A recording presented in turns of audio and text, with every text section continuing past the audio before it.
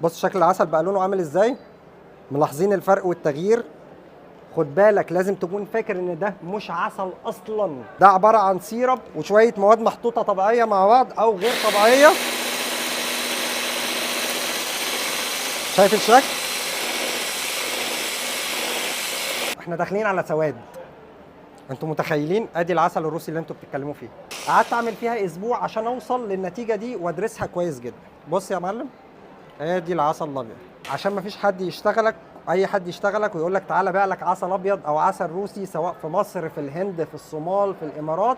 ادي العسل اهو الابيض، ممكن يتغش ازاي. بيتعمل في الخلاط عادي خالص، مضرب مع اي حاجه، يعني مش لازم حتى يكون عسل طبيعي، مع اي حاجه، سيرب، ميه بسكر، هتطلع لك نفس الشكل ده. يلا نقارن بقى ما بين القوام والشكل اللي احنا عملناه ده بالقوام والشكل الطبيعي العسل الموجود.